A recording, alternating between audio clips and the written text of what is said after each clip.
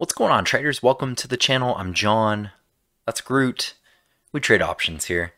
All right, so today we're going to do a quick one just talking about the market overall and why this market is probably poised to move lower. There's been a few things going on that have been making a little bit of noise, making things a little bit shaky in terms of the market. So let's dive in and we'll show you.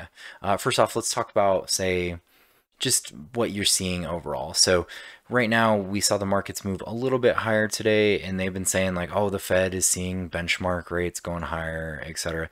Honestly, I think this is more of a trap. Most people might not believe this completely.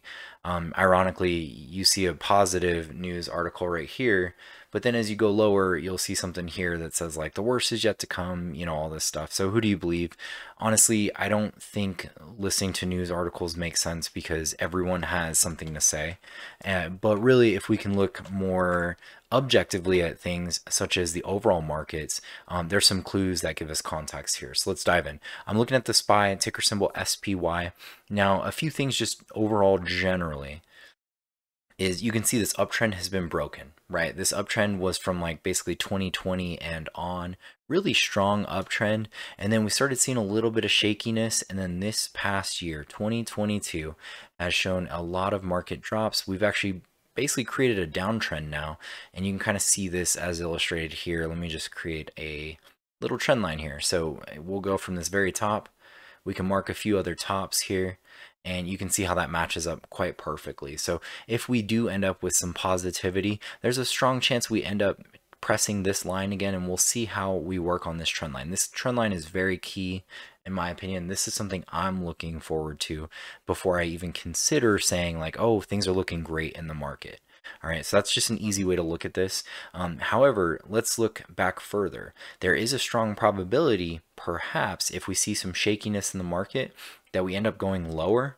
And then as we move, you can see here, this is a longer term trend line that's kind of established from like 2010 and on. So we had a previous market crash many moons ago, and we built up this uptrend line that has looked great, and then we became a little bit extended, as you can see, and since 2020. We broke this, which was a little bit crazy. I thought we were going to start moving crazy lower, but there is a strong probability that the next moves in this trajectory end up somewhere in this realm. So look for SPY to possibly move in towards the lower to mid-level 300s. Right now we're trading at about 395, which is great, nothing to see here. However, the next level of support that I would really see us to look at is in the mid 300s, so like 360 or so. I'll mark it on the chart here just so you can have something to look at. Let's go with a horizontal line. And right here, you can kind of see the strength of a line like that, right? Like we've come up, we've sort of tested it a few months ago in June, and then now we've kind of risen from it, but we're dropping rapidly again, as you can see.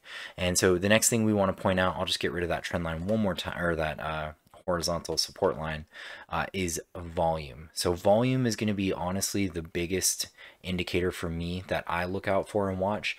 As we look here, you can see what's clearly taken over when you look at these volume bars on the bottom. Whenever there's been big downturns in the market, the volume is higher.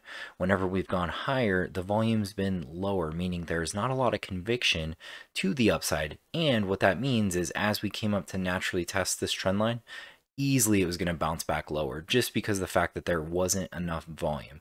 So like I said, whenever we come back up here again in the future, whenever that is, or if we move lower and test this trend line again or test this lower line, what I'm going to be looking for is a volume. That's the key thing. Whichever way we move, based on the volume, is going to give me a better idea of where I can make my trades. So I hope that's been helpful. I hope that's a useful sign for you. For me personally, I've been shorting the market quite a bit. I closed out my QQQ position today just because it was starting to rally towards the end of the day, but I sold the 325 call and bought the 330 call for protection. So I was up in this range where I sold that like 2 weeks ago, and the market dropped significantly. Getting close to expiration, I figured I'd pocket that premium, and so that's been good for an income trade this month for me.